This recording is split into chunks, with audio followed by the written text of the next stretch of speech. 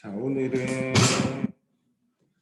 184페이지 생명 시스템과 생명 시스템에서 정보의 흐름. 니네 학교 진도는 어느 정도 나왔어? 거의 다 나갔어? 어디쯤 하고 있어? 직권에 관한 거 그런 거 하고 있나? 그래? 진짜 시험 직전까지 진도만 나가는데 수행평가는 다 했어?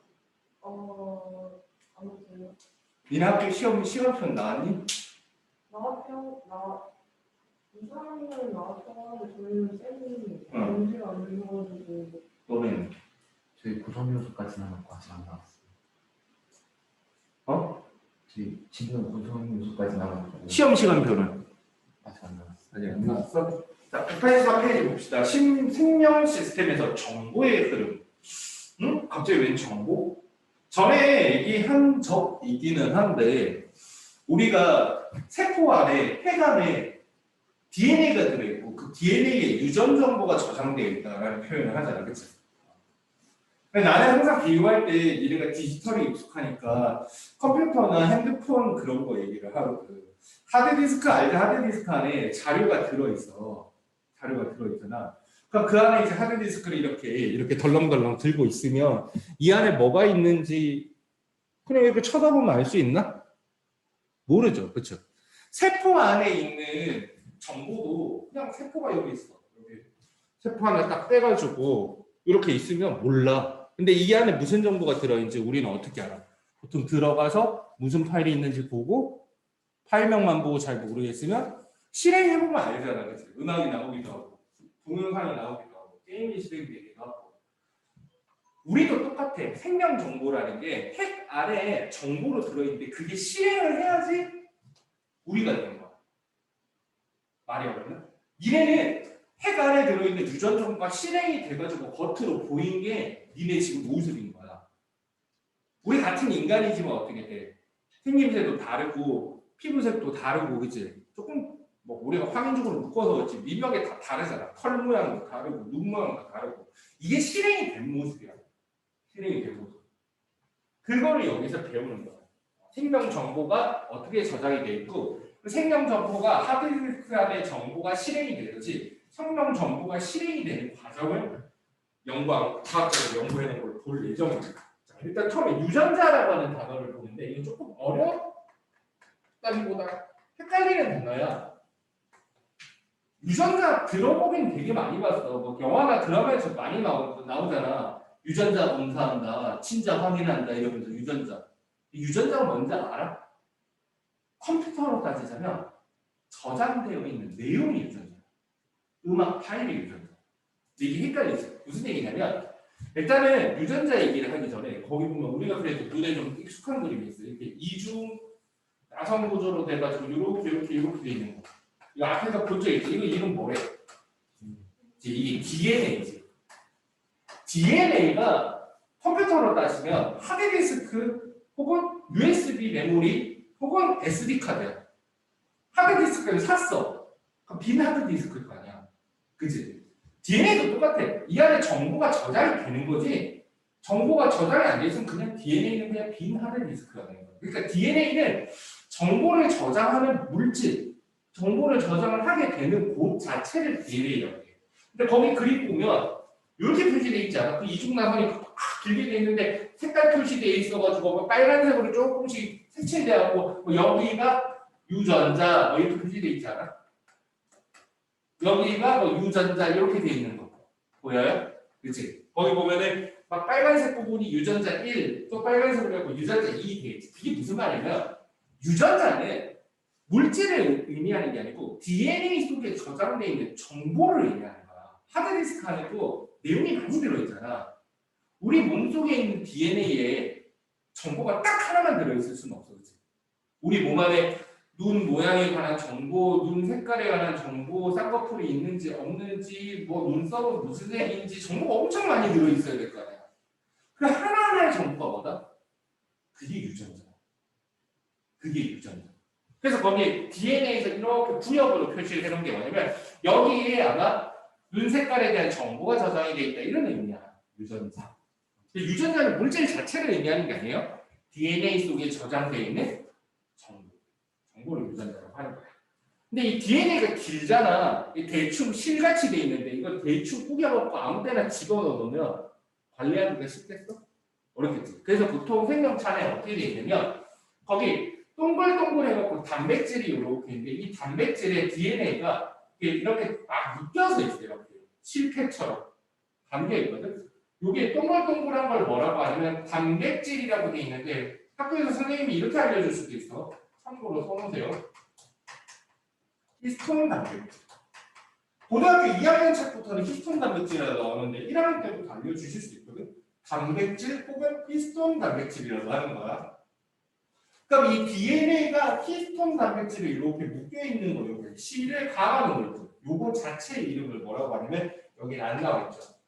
뉴클레오솜이라고 하는 거야. 이것도 공식적으로는 고2 때 나오는 건데 1학년 때도 나오기도 하니까 알아주세요. 뉴클레오솜. 그러면 이렇게 좀 말아놨으니까 좀 덜 보이겠죠.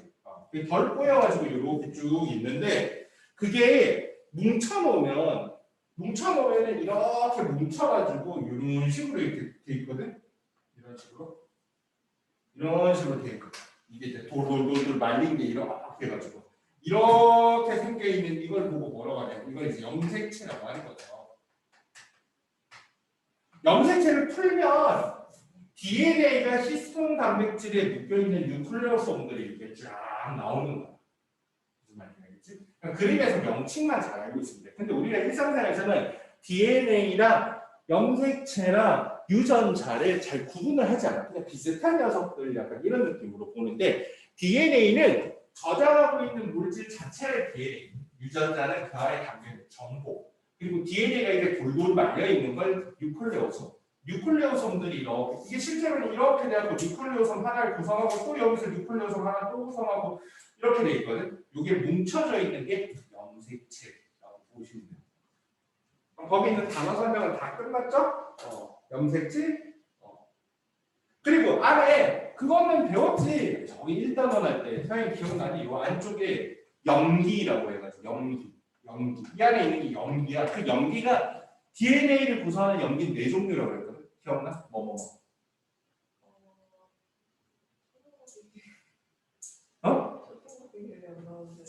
뭐가 기억이 안 나? 첫 글자? 그것만 얘기해봐. A랑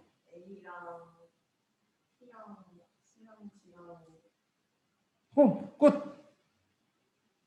그것 말고 이제 또 외운 거는 RNA의 염기를 외웠을 거야. 그것도 얘기할까? 그 AGCT라고 하는 거 있잖아. 아데닌, 구아닌, 사이토신, 타이민. 이 녀석들이 이제 여기 들어있는데 그게 우리가 하드디스크 디지털 정보는 01, 01, 000, 111 이런 디지털 정보로 저장돼 있다면 여기는 유전 정보는 이제 A, G, C, T, C, T, G, G, G, C, C, C, T, A, T, A 이렇게 돼 있는데 네 거 유전자랑 내 거 염기 서열이랑 비교해 보면 인간이니까 공통된 부분도 있는데 다른 부분이 있을 거야, 그치? 다른 부분 때문에 너희들하고 이렇게 해서 우리 인간들이 서로 모양새가 다른 거다라고 생각하시면 돼요. 그다음 생물의 유전자의 유전 정보에 따라 효소를 비롯한 다양한 단백질을 합성하고 이 단백질에 의해 다양한 형질이 나타난다. 이 말 듣고 바로 알아들을 수 있습니다. 말이 없는데 아까 말했지만 하드디스크 안에 있는 정보를 실행을 해야지 화면에 뭐가 뜨고 소리가 나와야 이 안에 있는 정보가 의미가 생기는 거란 말이야. 우리는 있잖아. 세포 안에 들어있는 유전 정보가 실행이 되면 어떻게 되냐면 유전 정보가 실행이 되면 단백질을 세포에서 합성을 해. 앞에서 그 얘기했잖아. 머리카락도 단백질이고 피부도 단백질이고. 그럼 세포에서 단백질을 다 합성을 해서 그 단백질로 우리가 만들어질 거야. 단백질 덩어리. 세포 안에 저장되어 있는 정보를 바탕으로. 그게 이제 겉으로 보이거든요. 너랑 나랑 이제 겉모습이 다르구나 이렇게 되는 거죠. 그러니까 유전 정보를 바탕으로 단백질을 합성해가지고 겉으로 보여야 이게 생명 정보가 실행이 되는 거야. 근데 우리 실행이라는 말은 이제 하드디스크 할 때 실행이라는 말을 하고요. 생명 정보일 때는 발현이라는 표현을 더 많이 써. 정보가 실행되는 걸 발현이라고 그러고 겉으로 발현이 되어갖고 단백질로 보이는 걸 형질. 그래서 정보가 발현이 되면 생명정보 발현이 되면 단백질을 합성을 하면서 이때 형질이 나타난다라고 표현해요. 여기는 발현이라는 단어는 안 나와 있죠. 자, 거기 유전자들이 나타나는 과정에 두 가지가 있는데 갈색 눈을 가진 사람하고 파란색 눈을 가진 사람하고의 차이가 뭐냐면 갈색 눈을 가진 사람하고 파란색 눈을 가진 사람은 그 홍채라고 하는 부분에 색소의 양이 다른데 우리 몸에서 이 멜라닌이라고 하는 색소를 합성할 때는 멜라닌 합성 효소가 필요하거든. 근데 효소는 지난번에 배웠지만 단백질로 구성이 돼 있어. 유전자 안에 이 효소를 멜라닌을 합성하는 효소를 많이 만들어내는 유전자가 들어있는 사람은 많이 만들어. 그리고 적은 양의 멜라닌을 합성하는 멜라닌 합성 효소 자체를 조금밖에 안 만드는 유전자를 가지고 있는 경우는 조금밖에 안 만들어요. 그러니까 효소가 많다 보니까 색소도 많이 만들고 효소가 적다 보니까 색소도 조금 만들고 그로 인해서 색소가 많으니까 진하게 되죠. 색소가 적으니까 연하게 되고요. 멜라닌이라고 하는 색소는 인간이 보통 그 피부색이나 머리카락색, 눈동자 색깔을 나타내는 대표적인 색소입니다. 보통 백인들이 피부도 하얗지만 머리카락도 밝고 눈도 색깔이 옅은 경우가 많잖아. 파란색이거나 이런 경우가 많은 게 뭐냐면 그냥 멜라닌 합성 효소를 적게 만들어서 멜라닌을 조금밖에 안 생기는 거야. 반대로 흑인들은 어떻게 돼? 흑인들 중에 눈 파란 사람 봤어? 머리카락 금발이거나 그런 사람 없잖아, 그렇지? 그런 이유는 뭐냐면 피부색 보면 알겠지만 그 색소를 되게 많이 만들거든, 진한 색소. 그러니까 머리카락도 까매지고 눈도 까매지고. 근데 이제 우리는 화인종으로 묻기는 하지만 우리들도 보면은 피부색이 좀 검은 사람들이 보통 머리카락도 유독 검고 눈동자도 유독 검고요. 얼굴 하얀 애들이 눈동자들은 좀 갈색인 경우가 많아요. 너 하얗네, 머리카락도 갈색이고. 그 염색한 거냐? 그러니까 너는 멜라닌을 적게 만들어내는 체질인 거지. 멜라닌 합성 효소가 적은 거야. 물론 이제 태우거나 해가지고 까매지는 경우도 있지만 자체 몸 안에 효소가 많아서 색소를 많이 만드는 사람과 적게 만드는 사람 차이가 있어. 나는 머리카락이 완전 새까맣거든. 눈도 완전 새까맣고. 그래서 피부도 잘 검죠. 자, 밑에 사슴의 털색이 다를까 똑같은 얘기입니다. 근데 만약에 멜라닌을 합성하는 효소에 관련된 유전자가 아예 고장난 사람들이 있어. 사람이거나 동물이거나. 그걸 알비노라고 해. 알비노 들어봤어? 동물 중에 그런 애들 있어. 아예 털이 하얀 애들. 백색증이라고 해. 알비노가 한글로 하면 백색증이라고 해. 백호. 고양이 중에서는 대표적인 게 그 터키시 앙골라라고 해. 털이 하얗고 눈 파란 고양이 있거든. 그런 애들이 알비노. 사람도 가끔 알비노가 있어요. 185페이지. 그러니까 조금 더 방금 했던 내용들이 구체적으로 나오는 거야. 새로운 내용이라니까 조금 더 자세하게 나오는 건데 거기 보면 생명 중심 원리라고 하는 게 있어. 잠깐만. 지구 이름 뭐죠? 거기 보면 생명 중심 원리 되게 약간 추상적으로 써놨는데 그 센트럴 도그마라고 하는 영어로는 취향이 잘 나올 거야. 이거 찾아낸 사람이 노벨상 받았어. 이 생명과학에서 가장 중요한 원리 중에 하나예요. 생명 중심 원리. 말은 되게 추상적인데 이게 뭐냐면 방금 얘기했던 거잖아. 생명체가 유전 정보 안에 있는 그러니까 DNA 안에 있는 정보가 어떤 식으로 실행이 되는지에 관련된 거예요. 거기 보면 첫 번째 그림을 보면 세포 안에 핵이 그려져 있어요. 핵이. 그 핵 안에 보면은 이렇게 DNA가 이렇게 있거든, 그치? 근데 여기서 전사라고 되어 있으면서 RNA가 이렇게 있어. 우리가 앞에서 배웠지만 DNA는 이중나선 구조고 RNA는 단일 한 가닥의 폴리뉴클레오타이드다라고 배우잖아. 이게 뭘 말하는 거냐면 DNA는 하드디스크야. 내가 하드디스크를 자꾸 강조하는 이유가 뭐냐면 하드디스크 안에 정보가 되게 많아 있어. 그럼 우리는 필요하면 어떻게 돼? 하드디스크 안에 있는 파일을 한꺼번에 다 실행시켜? 니네 음악 동시에 10개 팍 틀어갖고 막 10개 음악이 동시에 들려?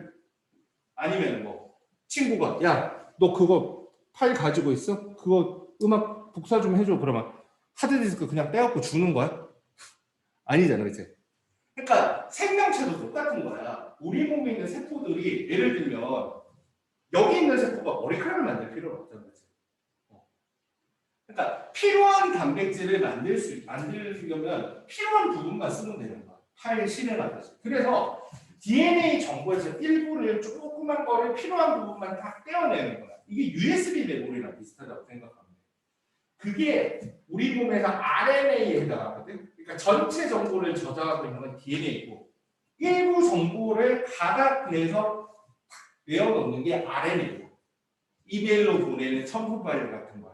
그러면 이 DNA에서 RNA를 만드는 과정을 뭐라 그래야면 이 단어가 전사라고 해요. 전사.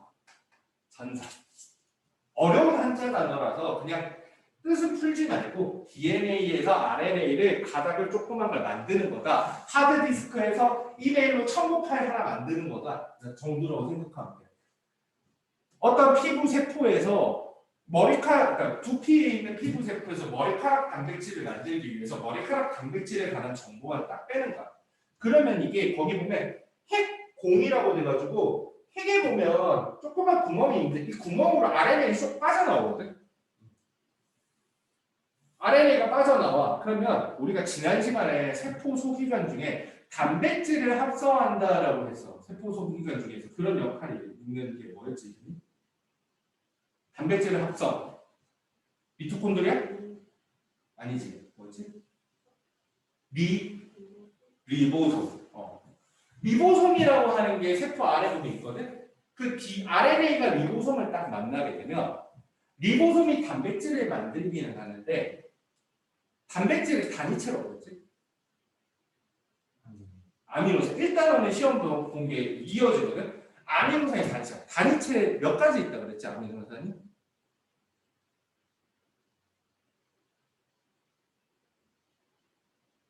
맞나? 20가지, 20가지. 이거 되게 중요하다. 여기서도 계속 나오는 거야. 아미노산 20가지. 그리고 아미노산이 20가지니까 단백질도 20가지. 맞아? 일단에서 그러네요. 아미노산이 단백질이 굉장히 종류가 다양하다고 그래서 아미노산이 붙는 순서에 따라서 입체 구조가 달라지고 서로 다른 단백질이 된다. 다양한 입체 구조로 서로 다른 단백질이 된다고 하거든. 그러니까 리보솜이 이제 아미노산을 이렇게 붙일 거야. 아미노산을 이렇게 붙일 건데 아미노산 예를 들어 1번부터 20번까지 있다면 1번, 3번, 5번, 7번, 8번 이렇게 붙여서 단백질을 만들 수도 있고 8번, 9번, 11번, 13, 15, 13, 15 이렇게 붙여서 단백질을 만들 수 있어. 그거에 대한 정보가 어디 나와 있는 거냐면 RNA예요. 그 RNA가 RNA 적혀 있는 쪽지의 대로 리보솜이 단백질을 만드는 거야. 그럼 이제 뿅 하고 단백질을 만들게 되고 그게 세포 밖으로 분비가 되거든. 그게 니네 보이는 모양이야. 그럼 이 리보솜에서 RNA 통해서 이제 단백질을 만들어내는 과정을 뭐라 그러냐면 이걸 번역이라고 불러요. 번역. 그래서 생명 중심 원리는 뭐냐면 세포 안에 들어있는 유전 정보는 유전 정보의 일부를 RNA로 전사한 다음에 이 RNA가 세포 소기관인 리보솜에서 번역되어 어떤 단백질을 만들어내는 과정이 생명 중심 원리다. 근데 왜 말을 이렇게 거창하게 놓쳤을까? 이게 뭐냐면 지구상에 있는 모든 생명체들은 단세포 생물부터 개나 고양이나 식물이나 동물이나 사람이나 구분할 것 없이 유전 정보를 겉으로 드러내는 방식이 다 똑같은 거야. 모든 생명체. 식물이 단백질을 만들어내는 과정하고 우리 인간이 단백질을 만들어내는 과정이 똑같은 거야. 모든 생명체가 이 방식으로 돼. 그래서 이거 생명을 구성하는 가장 중심이 되는 원리라고 해서 생명 중심 원리라고 하는 거야. 이건 인간이 아니야. 모든 생명체에 적용이 되는 거야. 어떻게 한다? DNA에 담겨있는 정보 일부를 RNA 조각으로 전사해서 그 RNA를 세포질에서 리보솜이 번역을 하면 그게 단백질이 됩니다라고 하는 거야. 그래서 DNA에서 RNA를 만들어내는 과정을 뭐라고 한다? 전사. RNA에서 단백질을 만들어내는 과정을 번역. 이라고 합니다. 이건 생명 중심 원리라고 합니다. 이 과정 전체를 뭐라고 하느냐? 생명 중심 원리 단답형으로 시험 문제 나오면 니들이 보통 자꾸 까먹어. 이게 생명 중심 원리가 되는 거야. 노벨상 탄 거야. 별로 많이. 당연히 이렇게 말로만 몇 자 쓴다고 해가지고 노벨상을 주겠니? 그 연구를 과정을 해서 다 증명을 보여주죠. 자, 유전 정보가 어떻게 저장이 되는지 조금 더 구체적으로 한번 봅시다. 아까 전에 그린 그림부터는 이렇게 DNA가 있으면 이 안에 염기가 있어요. 염기가. 그럼 염기가 이렇게 있는데, 하야, 그거 기억나니? 이거 일단은 시험 범위에 있을 때 여기에 뭐 예를 들어 A, T, G, C, G, C, A 이렇게 돼 있으면 이 건너편에는 어떻게 되는지 그 시험 문제 나오고 그러지 않았어, 그렇지? A 건너편에 뭐였지 기억나? 그렇지. T 건너편에 A, C 건너편에 C, C 건너편에 G, C, G, T 이렇게 돼 있어요. 이게 이제 상호적 관계라고 그러는데 이게 무슨 정보지라고 했냐? 아까 전에 뭐라고 했어? DNA에 담겨있는 정보로 RNA를 만들고 RNA를 번역해서 단백질을 만든다고 그랬는데 항상 이 DNA에는 이 세 개의 염기가 하나의 아미노산을 지정해요. 그러니까 DNA에서 세 개의 염기를 뭐라고 부르냐면 삼염기 조합 혹은 트리플렛 코드라고 하거든. 트리플렛 코드. 거기 잘 찾아보면 트리플렛 코드라고 돼 있어. 여기 두 개 밑줄 쳐놓으세요. 요거랑 찾아서. 삼염기 조합, 트리플렛 코드. 잘 찾아, 참고 깨줘. 삼염기 조합은 잘 보이지? 트리플렛 코드도 있어, 거기. 잘 뒤져보고요. 그 밑에 그림 옆에 글씨 찾아보면 있어. 같은 말이야. 영어고 한국인 거지. 트리플렛 코드 찾았어? 성현아?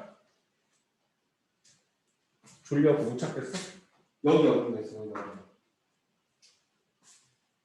거기 그림 옆에 찾았어. 그치? 이게 무슨 말이냐면 우리 몸은 결국 단백질 덩어리고 단백질을 만들어야 돼. 단백질은 아미노산을 만든단 말이야. 그러면 아미노산을 아까 1번부터 20번까지라고 하면 뭐 1번 다음 3번인지 3번 다음 몇 번인지 그거를 우리 몸에 저장이 되어 있어야 되는데 그 아미노산을 염기, 삼염기 조합으로 지정을 해줘. 근데 여기서 중요한 게 있어. 왜 아미노산을 하필이면 4염기도 아니고 2염기도 아니고 1염기도 아니고 3염기 조합으로 지정을 하냐? 시험 문제 잘 나온다. 아미노산이 아까 몇 가지가 있어? 20가지. 염기는 DNA에 사용하는 염기는 몇 가지야? 염기는 몇 가지? 4가지. AGCT. 그러면 한 자리 염기는 AGCT니까 한 자리 염기 가지고는 아미노산 20가지를 골라줄 수 있어 없어? 20명이 있는데 1번부터 4번까지로 번호를 붙여줄 수 있어? 안 되지. 그러면 두 자리 염기면 그래도 4 곱하기 4니까 16가지 코드를 만들 수 있거든. A, AG, AG, AT 이런 식으로. 그러면 16가지 코드를 만들 수 있는데 그래도 아미노산 지정하기에는 코드 수가 부족하죠. 그래서 어떻게 된다? 삼염기 조합으로 만든다. 왜? 아미노산은 20가지고 우리가 아미노산 20가지를 지정을 하려면 적어도 20가지 이상의 코드가 필요하단 말이야. 근데 삼염기 조합이면 4 곱하기 4 곱하기 3 64가지 코드가 있거든. 이 아미노산보다 코드 수가 많아야지 지정을 할 수 있는 거야. 근데 64가지 코드로 20가지 아미노산을 지정하니까 64가지 코드 다 쓸 필요는 없겠지. 그치? 근데 그렇다고 해서 2염기 조합으로는 아미노산을 못 골라요. 2염기 조합으로는 16가지밖에 안 나오니까. 아니 작정하고 자려고 팔까지 다 이렇게 받침대 딱 하고 응? 잠이 오는 자세로 딱 하고 있는 거지. 됐죠? 그래서 거기 보면 삼염기 조합 오른쪽에 있는 거 내용 설명하는 거야. 거기 보면 DNA를 구성하는 염기는 4종류인데 아미노산은 20가지다. 20가지 아미노산을 지정하기 위해서는 최소한 20가지 이상의 코드가 필요하니까 세 자리 연기로 아미노산을 지정해야지 다 지정할 수 있다라는 거죠. 자, 아까 전에 DNA에서 RNA 조각 만든다고 전사라고 했잖아. 전사. 그 전사 과정 보여줄게요. 전사 과정은 뭐냐면 DNA가 여기 키인데 일부 DNA를 RNA로 만드는 과정인데 DNA가 이렇게 벌어져요. 제일 밑에 그림 보면 이렇게 DNA가 벌어져 있는 모습이 보일 거야. 벌어져 있지. 책에 있는 거랑 저건 내 마음대로 쓰니까 문자가 좀 달라. 겉에 보니까 뭐야? 이렇게 동그랗게 뭐가 둘러싸고 있어. 뭐라고 돼 있어? 여기 보면 RNA 합성 효소라고 돼 있어. 이 RNA 합성 요소가 해가 돼서 딱 들러붙으면 DNA가 벌어지게 되고 그 벌어진 DNA에서 여기에서 이제 RNA가 만들어지는 거야. 위쪽 거에 만들어지는지 아래쪽 거에 만들어지는 건지는 책에서 무조건 나와 있으니까 문제 나와 있으니까 그거 보시면 돼요. 책에 있는 그림상으로는 아래쪽 거에 맞춰갖고 이렇게 RNA가 만들어지는 과정이니까 제일 밑에 그림이야. 제일 밑에 그림. 거기 보면 DNA 이렇게 벌어져 있고 여기에서 이제 RNA를 만드는 거야.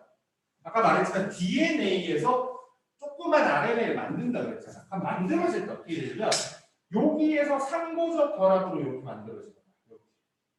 이렇게. 조금만 하고 쉬어갈게. 힘내. 그러면 타이밍 건너편에는 아데닌 건 똑같아. 그러니까 여기서 RNA 만들게 되면 어떻게 되냐면 T 건너편에 A 건너편에는 T. 근데 여기 조심. T가 아니야. U.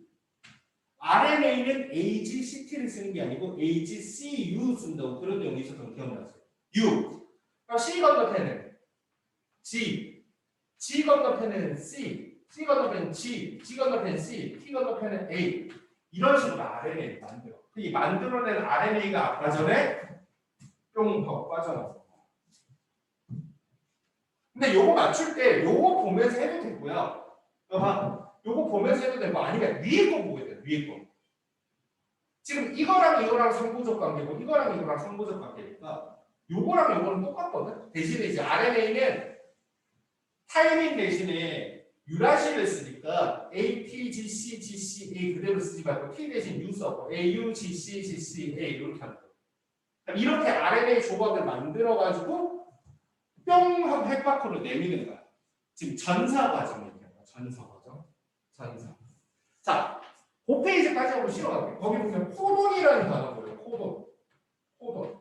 보였어? 코돈? 니네 이거 잘 안 들으면 되게 헷갈린다. 코돈이 뭐냐면 DNA에 저장되어 있는 세 자리는 삼연기 조합이라고 해.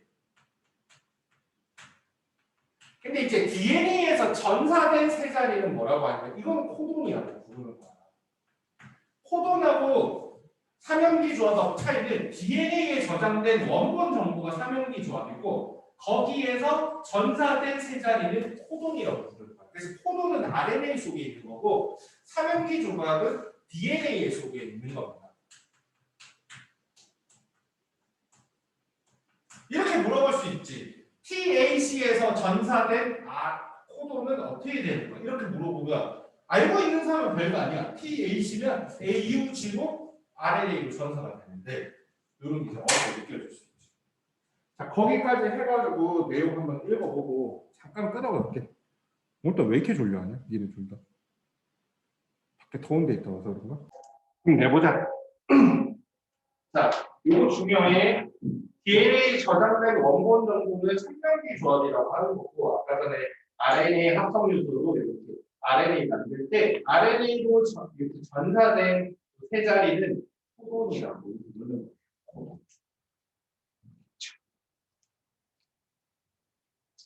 186페이지 넘겨보면 전사 과정 말고 이제 번역 과정이요. 이렇게 전사된 RNA가 핵 밖으로 뿅 하고 나와가지고 그 리보솜에 요렇게 리본 같은 경우에 나온 게 RNA고 그 리보솜에다가 리보솜이 이렇게 있으면 여기에 이제 RNA가 이렇게 들어있는 그림이 보이죠. 그럼 RNA는 리보솜은 RNA에 있는 코돈 3개에 해당하는 아미노산을 밑에 보면 순서대로 조립합니다. 그 밑에 있는 게 코돈4라고 부르는 거거든. 어이구 징그러워. 이게 아까 전에 네 자리, 그러니까 염기가 네 종류니까 세 자리면 4 곱하기 4 곱하기 4 해가지고 그 밑에 있는 코돈 64가지인 거야. 그거 외울 수 있지? 고등학교 1학년 기준으로는 외우지 않아도 되고요. 고등학교 3학년 생명과학 2 가면 일부 외우거나 수능을 이걸로 보면 전체 다 외워야 돼요. 그래서 내가 생명과학에 나중에 물리화가 어려워서 아예 생명 그냥 외우면 되지요 하는 애들한테 야 이거부터 한번 외워볼래? 주기율표 잘 안 외우셔요. 야 주기율편 이런 거 배우면 완전히 진짜 귀여운 거지.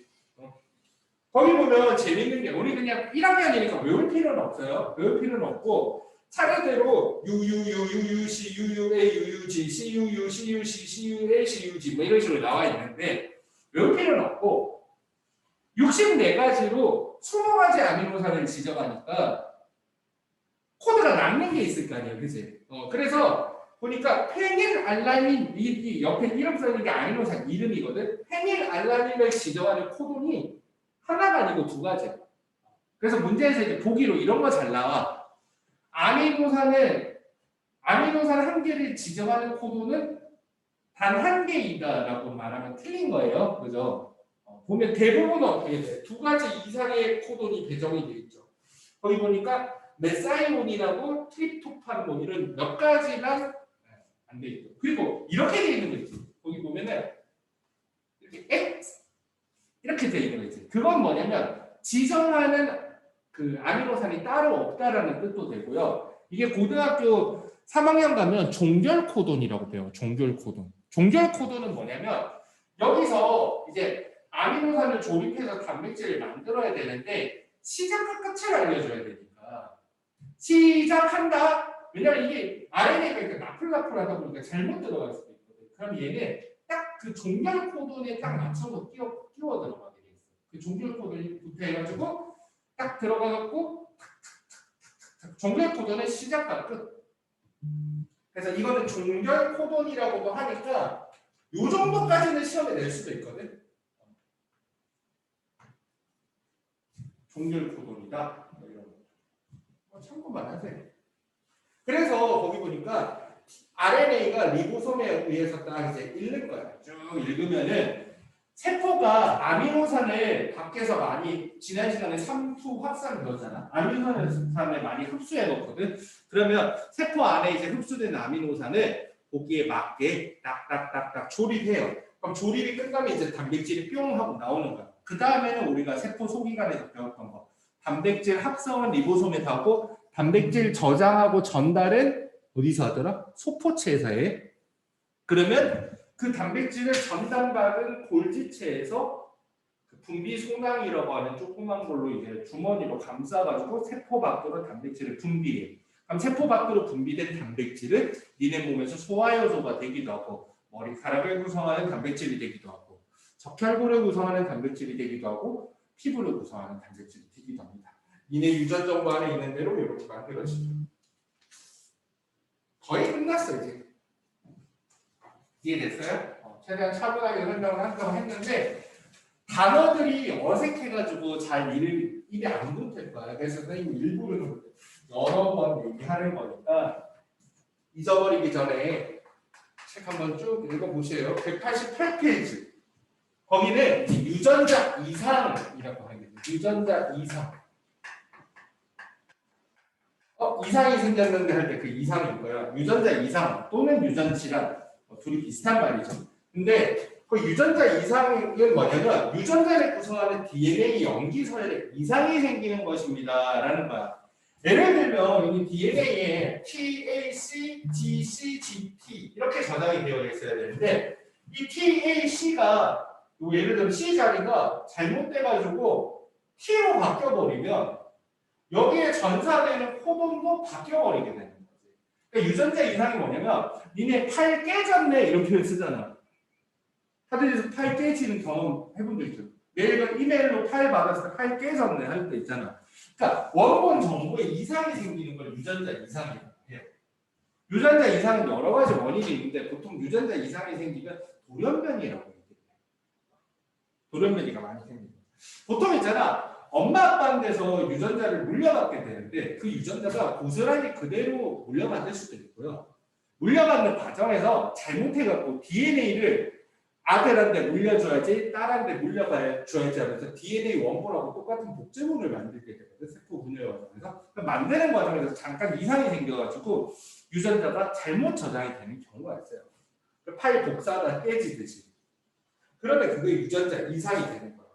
거기 보면 뭐라고 돼 있어요? DNA의 염기 서열이 바뀌면서 전사 번역 과정이 정상적으로 일어나지 않거나 바뀐 염기 서열이 비정상 단백질로 번역되어 유전질환이 나타날 수 있다. 이게 무슨 말이냐면 여기에 저장되어 있는 원본 염기 서열이 잘못되면 RNA를 만들어갖고 이 RNA에 있는 코돈을 바탕으로 단백질을 만들어도 원본이 잘못됐으니까 원본이 시키는 대로 했을 뿐인데 단백질이 제대로 만들어지겠어? 원본이 잘못되면 최종으로 만들어지는 단백질도 잘못될 수 있겠지. 그 얘가 되게 좀 남모양 적혈구 빈혈증 두 개의 병이 유명한데 남모양 적혈구 빈혈증 보면 보통 정상적인 사람들은 헤모글로빈 유전자에 보면 거기에 중간에 CTT라고 되어 있는 유전자가 있어요. DNA를 딱 살펴보면 CTT. 그러면 이게 RNA로 전사되면 C는 G, T는 A, T는 A, 그러니까 GAA로 전사되게 되고 코돈표 보면 GAA에 해당하는 아미노산은 글루탐산이라고 하는 아미노산이거든. 그러니까 단백질 만드는 쭉 아미노산 순서 중에서 중간에 글루탐산이 들어가야 되는 위치가 있는데 이게 어떤 사람이 잘못되었고 CTT가 아니고 T 하나가 A로 바뀌어버린 거야. 이거 이제 유전자가 원본 저장이 잘못된 거야. 그럼 CAT니까 전사된 RNA도 GUA로 바뀌게 되겠죠. 그럼 GUA가 되는 거니까 그 바뀐 걸 바탕으로 만들면 발리는 바뀌는 거야. 그럼 어떤 일이 생기냐면 정상적인 사람 같으면은 이게 글루탐산이 들어가야 될 자리에 제대로 들어가서 단백질을 만들면 정상적인 헤모글로빈이라고 하는 단백질을 만들게 되고 이 헤모글로빈이라는 단백질이 적혈구로 구성한 단백질이야. 우리가 알고 있는 그 손으로 꾹 눌러놓은 도너츠처럼 생긴 그 적혈구 이렇게 생긴 적혈구 있잖아. 요거 만들 때는 정상적인 헤모글로빈이 만들어지는데 달린이 들어간 헤모글로빈을 가지고 만들게 되면은 단백질 모양이 좀 변형이 돼가지고 적혈구가 이렇게 삐죽한 모양이 돼요. 그래서 이게 유전 정보가 잘못돼가지고 잘못된 형태의 단백질이 만들어지는 겁니다. 여기서 중요한 건 뭐냐면 전사는 다 제대로 된 거야. 전사는 제대로 된 거야. 이 제대로 된 전사를 바탕으로 번역을 해가지고 글루탐산을 붙인 거야. 얘도 마찬가지야. 전사는 제대로 하고 전사를 한 거 바탕으로 번역도 제대로 한 거야. 근데 왜 최종적으로 만들어진 적혈군이 이렇게 달라지지? 그 이유는 뭐냐면 처음에 저장된 정보 자체가 잘못된 거야. 이건 유전자 이상이야. 그러니까 유전자 이상은 뭐냐면 보통 있잖아. 전사나 번역 과정에서 잘못되는 거를 보통 유전자 이상이라고 잘 안 그러고요. 전사나 번역은 제대로 했는데 원본 정보가 잘못된 경우를 보통 유전자 이상이라고 얘기를 많이 합니다. 그러면 남모양 적혈구가 생기게 되고요. 정상 적혈구랑 모양이 다르다 보니까 그 산소 운반 능력도 떨어지고 이 적혈구 모양이 뾰족해가지고 그 혈관 벽에 잘 박히고 잘 긁혀. 그래서 내부 출혈도 잘 생기고 산소 운반 능력이 떨어져가지고 빈혈이 잘. 그래서 남모양 적혈구 빈혈증 이라고 보통 표현을 하죠. 빈혈이라는 건 산소 운반도가 떨어져가지고 피가 모자란다. 숨이 막 잘 차고 어지럽고 이런 거죠. 그 위에 페닐케톤 요증은 조금 더 구체적으로 나와 있지는 않은데 이것도 역시 유전자 이상으로 우리 몸에서는 페닐알라닌이라고 하는 아미노산이 쓰고 남으면 분해를 해야 되거든. 우리 몸에 소화해가지고 흡수한 물질들을 다 쓰는 게 아니야. 쓸 만큼 쓰고 필요 없으면 배출하거나 분해해서 배출을 해버리거든. 페닐알라닌이라고 하는 녀석을 분해해가지고 배출을 해야 되는데 이 페닐알라닌 분해하는 효소 자체가 부족한 거야. 유전자가 페닐알라닌 분해하는 효소를 못 만드는 이 유전자 이상이 생겨서. 그러면 이 페닐알라닌이 온몸에 축적이 되다 보면 이게 페닐알라닌이 몸 안에서 페닐케톤으로 바뀌게 되는데 이게 독성이 있어가지고 그 뇌나 이런 걸 파괴하게 돼요. 그래서 처음에 태어났을 때는 괜찮다가 이 어린아이가 페닐알라닌 몸이 점점 축적이 되면서 지능, 뇌 발달도 잘 안 하게 되고 얘는 왜 1살이 됐는데 뭘 못하지? 2살이 됐는데 뭐 못하지? 이러다가 잘못하면 죽을 수도 있고 아니면 좀 지능이 떨어지고 이렇게 될 수도 있어요. 근데 요즘은 유전자 검사 같은 게 워낙 다 잘 발달해가지고 태아 때부터 혹은 또 태어나서도 검사를 받아갖고 이 친구 지금 페닐알라닌 분해하는 효소가 체질적으로 못 만든다. 그럼 이제 약을 먹이죠.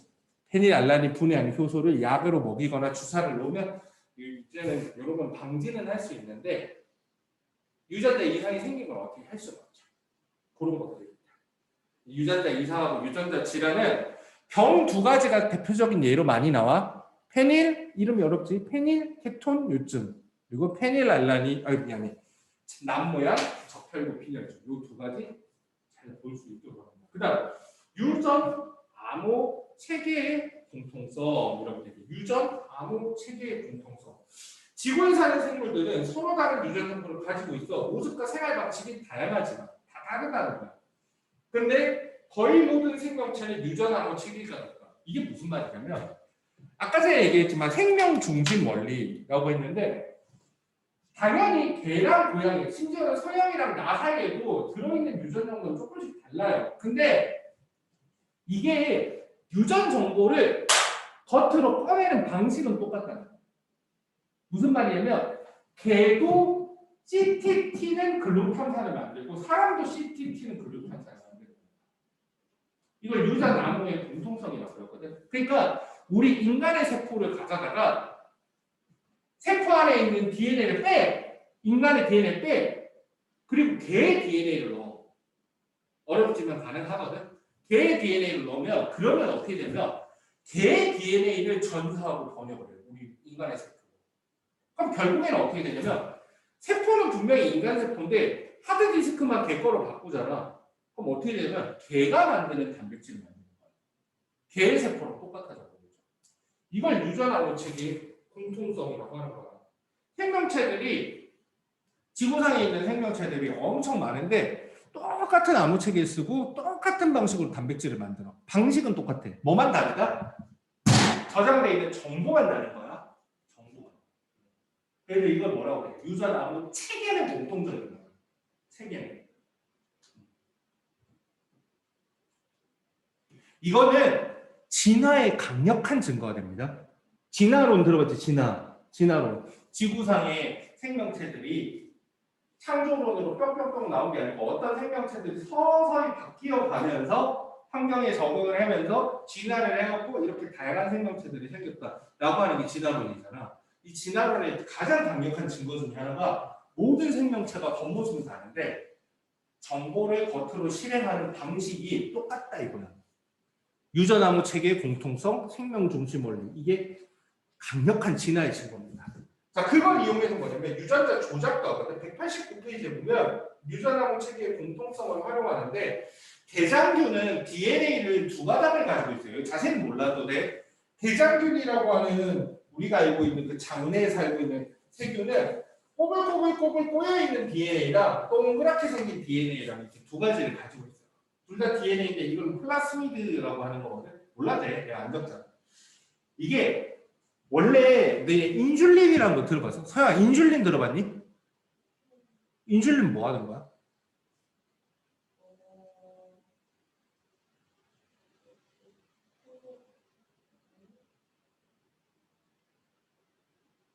서야 인슐린 들어봤어? 그치. 당뇨병 환자들이 혈당을 조절을 잘 못하는 병인데 우리 몸에서 혈당을 조절하는 호르몬이 인슐린이야. 당뇨병 환자들이 몸에서 인슐린을 못 만들어서 당뇨병이 되는 경우가 많거든. 선천적이든 후천적이든 인슐린을 갑자기 못 만드는 거지. 그럼 당뇨병이 되기 쉬운데 그럼 당뇨병 환자들은 혈당을 체크를 해야 하고 혈당이 많이 올라가면 인슐린이 몸에서 안 나오니까 인슐린 주사를 이렇게 셀프로 계속 맞아야 돼. 뭐 죽지는 않는 병인데 관리를 계속 해줘야 되고 주사를 셀프로 맞아야 되니까 고통스럽기는 하겠죠. 근데 옛날에는 이 인슐린이라고 하는 게 그 인간 인슐린하고 돼지 인슐린이 비슷해. 그래갖고 돼지의 췌장으로부터 추출을 해내가지고 인슐린 약을 만들었었는데 그게 엄청 비쌌어. 인슐린을 대량으로 생산할 방법이 없었는데 인슐린 분자를 화학적으로 만들려면 너무 복잡하거든. 근데 유전자 기술이 좋아지고 나서 어떻게 했냐면 인간의 인슐린을 만드는 유전자를 대장균에다 삽입을 해요. 그럼 유전 암호 체계는 똑같으니까 대장균의 유전자 일부가 인간 인슐린에 관련된 유전자로 이렇게 치환이 되면은 이 대장균이 그냥 뭣도 모르고 그냥 자기 DNA 실행하듯이 실행하는 거야. 이렇게 실행을 하니까 어떻게 돼? 인슐린 단백질을 만들어서 계속 분비를 해. 그래서 거기서 이제 독성 같은 거 좀 대장균 섞여 들어가면 위험하니까 대장균 빼고 인슐린을 싹 모아가지고 그거를 약으로 만들어가지고 당뇨병 환자들 치료제로 쓰는 거죠. 그러니까 이런 식으로 세균에서 사람 단백질을 생산을 하는 거야. 인슐린은 우리 몸에서 혈당을 조절하는 단백질이거든. 호르몬이죠. 이런 식으로 유전암호 체계가 공통이니까 쓸 수 있다. 여기까지 하면은 기말고사 시험 범위가 끝난 거야. 하지만 이제 앞에서 다 안 한 부분도 있고 또 다 안 한 건 아니지. 하긴 다 했는데 물리나 이런 건 조금 어려울 수도 있으니까 그런 거는 이제 다음 시간부터 해가지고 물리 조금 더 하기는 할 거예요. 오늘은 물론 과제물처럼 좀 주고 그거 좀 하라고 할 거야. 일단은 시간이 조금 남았으니까 오늘은 다른 거 하지 말고 그 마무리 좀 하세요. 앞에 숙제 덜한 거랑 오늘 배운 거 있지. 지금 빨리 하고 질문하고 하는 걸로. 오늘 진도 내용은 여기까지.